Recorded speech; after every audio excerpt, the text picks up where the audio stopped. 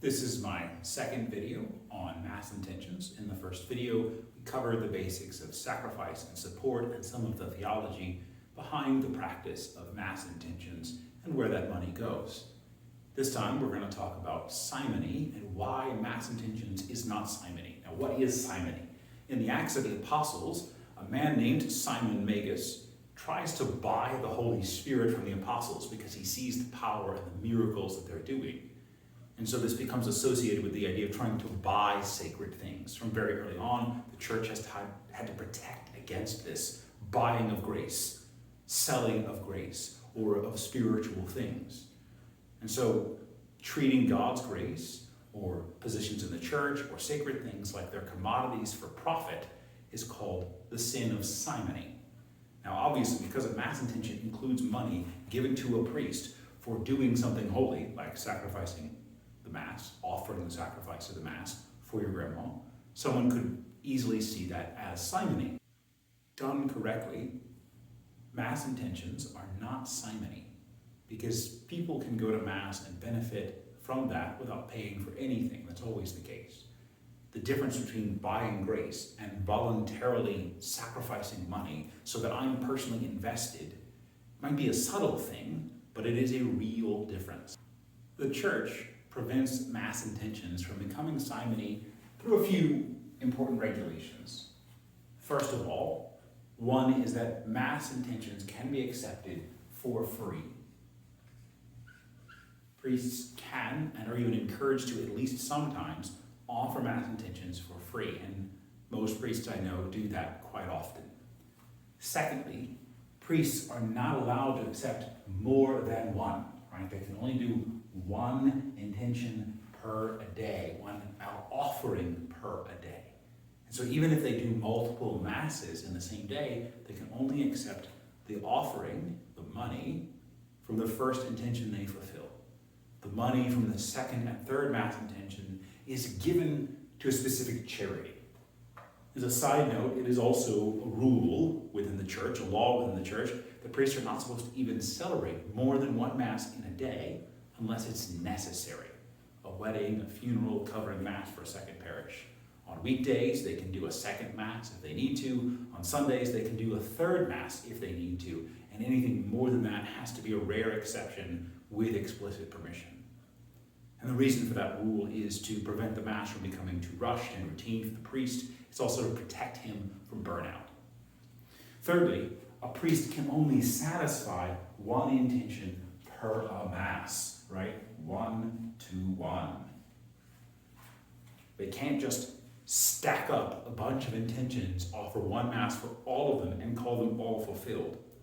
Yes, he can pray for as many people as he likes, having those prayer requests, but he can only have that one official intention per Mass and collect the one offering per day. So he's not gaming the system. Fourth and finally, the church regulates how much money. Right? Regulates that so that it can't get carried away. In the Diocese of Lafayette, it's $5 per Mass intention. In most of the world, it is $10, in some places $15 or $20.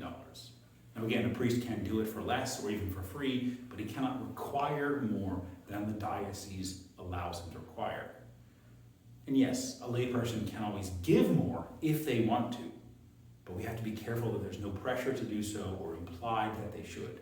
Indeed, the law specifically says that if a person hands you a bunch of money and says, I would like a Mass out of this intention, the priest is supposed to assume that that is multiple Masses based on how much money that is. So unless the person hands me $100 and explicitly says, this is $100 for one Mass, my assumption has to be, that is as many Masses as I could make out of $100. So that's 20 Masses for that intention, because it's 5 per Mass to make up $100.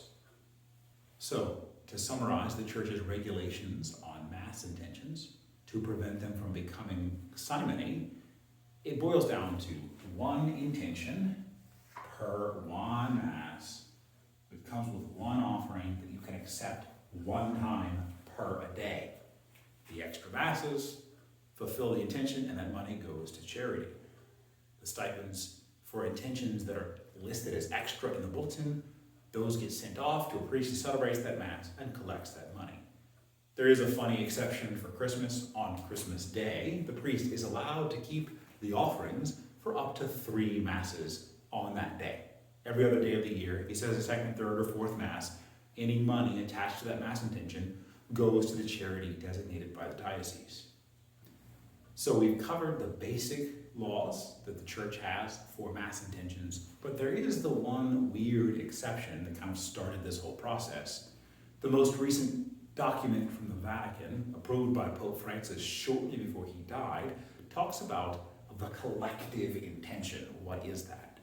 Well, it's building on a previous document that was released in the 90s that describes a process of what we call a collective intention. Now, it explicitly forbids us from combining multiple Mass intentions into a single Mass unless you meet specific conditions. So I can't take the 3 Masses that you, your mama, and your brother gave me and then combine them into one and call it done. That doesn't work. But the church recognizes there are so many people asking for intentions and so few priests that under specific conditions, he can create a situation for a collective Mass that fulfills multiple intentions in a single Mass. Now, the priest still only gets one offering, the $5 for the one intention, the one stipend, and the rest of that money is going to a charity as designated by the bishop. But in order to meet those conditions, the people have to agree to it on the front end. They have to know up front that I'm asking for a collective intention, that it's being shared with other people, that it doesn't get its own Mass, and that other than the first intention, all of that money is going to a different fund rather than to the support of a priest. It also means that you can't do this more than twice a week. And so in a lot of places, they're trying to do it every day, and it doesn't quite work. And so there's these specific intentions. Now, in practice, what this has meant is that a lot of unfulfilled Mass intentions and backed up offerings have not met that criteria. So they cannot be fulfilled in a collective Mass. They have to be done with individual Masses. And that means we're going to have to deal with that logistical situation, the particular practice there. And in my next video, I'll talk about the local practice and international practice of Mass intentions.